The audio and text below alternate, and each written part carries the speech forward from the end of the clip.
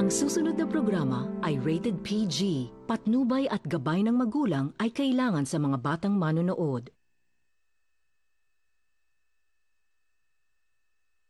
Ang babangga magigiba, aaksyon na agad sila! Titri kapag... Sa ulo ng bakbakan ngayong gabi, sa Bulacan, katayan ng baboy, literal na ang baboy. Bago pa yan, makarating sa palengke at ma-ending ng pang Noche Buena, heto na ang katay ng ambush. Tatlong tanod ng biyak na bato sa QC dahil lang sa basketball ng Bogbog. Ang tatlong itlog na ito ay idadak natin sa basurahan. Hintayin nyo ang alihop ng Respa. Nakakapitik pa rin ng pera mga kawatan kahit na malayo sa biktima. Paano? Ang bagong estilo malabudol-budol gang umiiral ngayon sa bagong paraan kilalanin ng mga dorobo sa aming pagbubulgar.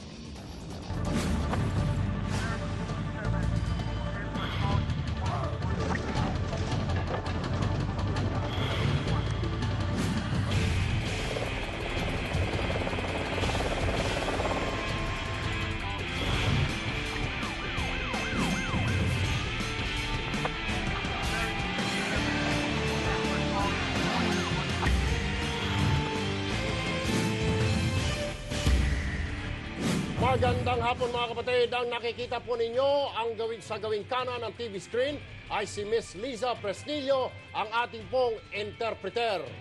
Walang tigil ang aming rescue sa mga inaping kapatid at inihahanda na namin ang mass grave para sabay-sabay ilibing ang katiwalian. Walang patid ang aming retrieval operations para bawiin ng mga nagre-reklamo ang karapatan na tinatapakan ng mga abusado.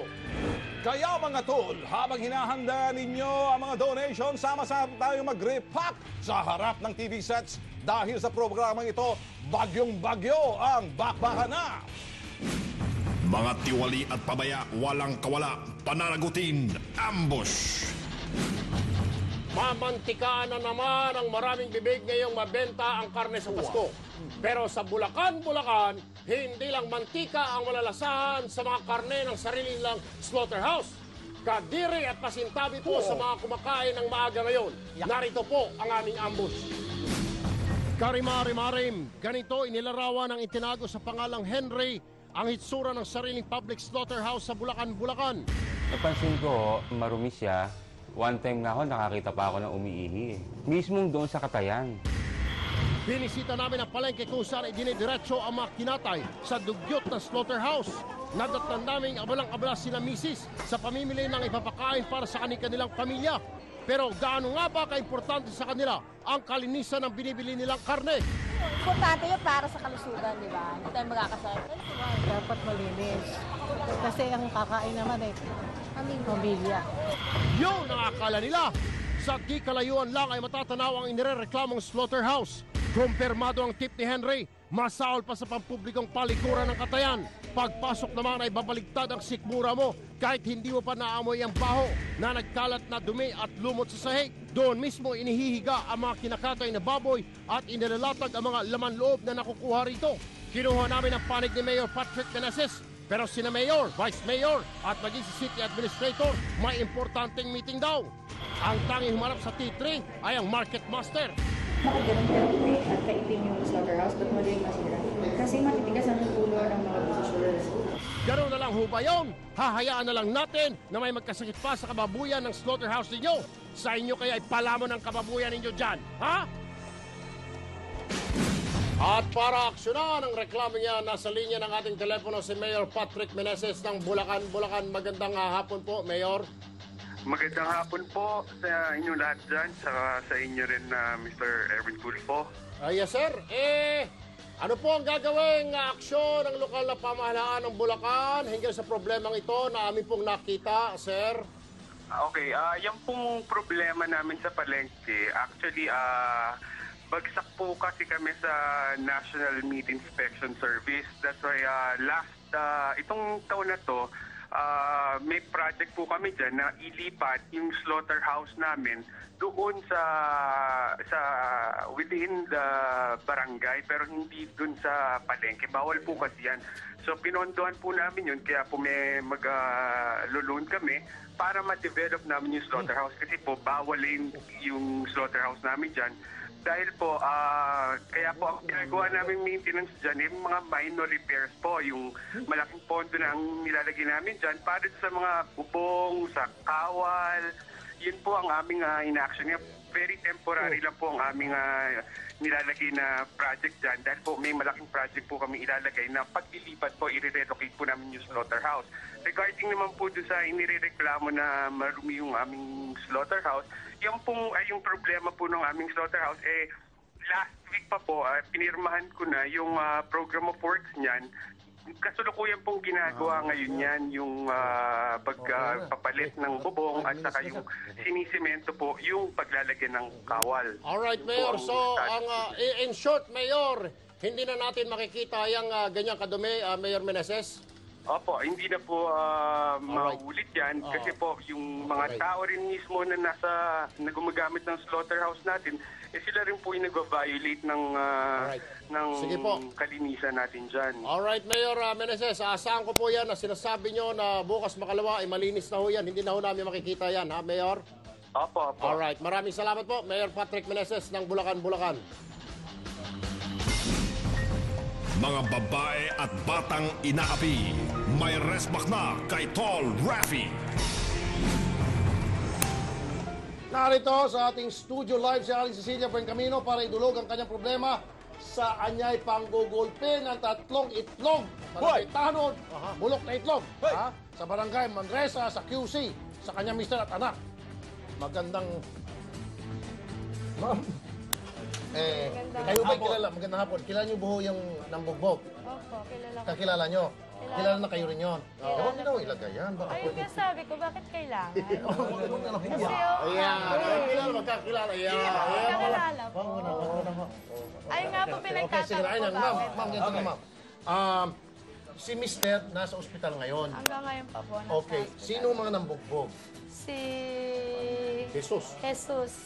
Okay. At saka si Leo. Jesus, at Leo. Mandy. At Mandy. Okay. Anong pinag-ugatan ng pagkabugbog? Quickly. Tungkol po yun sa anak kong binata na 16 years old. Ako na po, kung mabilis, yes or no lang, no? Correct me if I'm wrong. Nagbabasketball na ata yung anak nyo. Tapos ngayon sabi may party rito, sabi ni Tanod. Tapos ngayon sabi ng yung anak nyo medyo nagdabog. Hindi niya sinasadya. Nagalit si Tanod, hinampas niya yung anak nyo. Tama? Tapos ngayon anak nyo umuwi. Pag-uwi, tapos ngayon kayo, pupunta kayo sa basketball court para sana kumprantahin si Tanod. Bakit niya ginawa sa anak nyo yun? Tama? Ngayon, si Tanod sa halip na magpaliwanag, binugbog ngayon si Mister. Pati kayo nadamay. Opo, ang gusto kasi namin mangyari mag-asawa, kung may problema sa bata, pag-usapan namin sa loob ng barangay. Tama yun. Dapat kasi di gumamit ng... ano sila may katungkulan sila. Dapat sila yung nagpapatupad.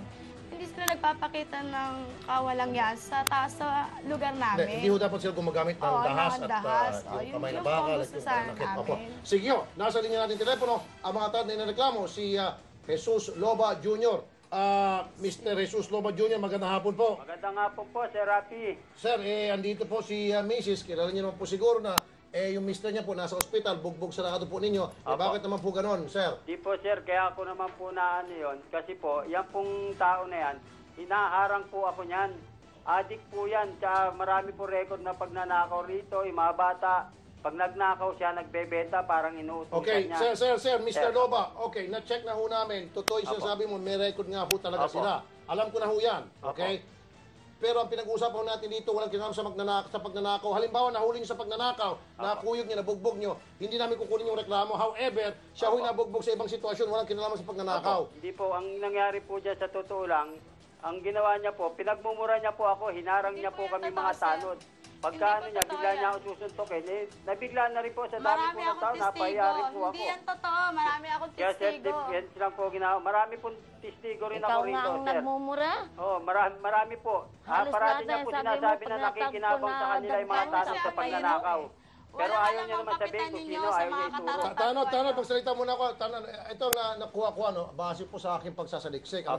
Ang aking pong opinion. Apo. Ito hong sila, pinag-initan niyo po dahil dati nakikinabang ho kayo sa mga kinikita nila. Oh, yun nga po sabi nila sa amin pero hindi ko totoo Hindi, yan. makinig ka Sabi muna ko sir, sa kanya, patapusin mo sabihin muna. niya, Oy, sa loba, barangay. loba. Patapusin muna Kinig ako ka. Ikaw naman patapusin mo ako din pagsalitain kita. Sorry po, Sasalita sorry mo po. kuya kung mautol ko. Sorry Ngayon, nakikinabang ka sa kanila. There was a time na huminto na sila sa pag-limit sa iyo.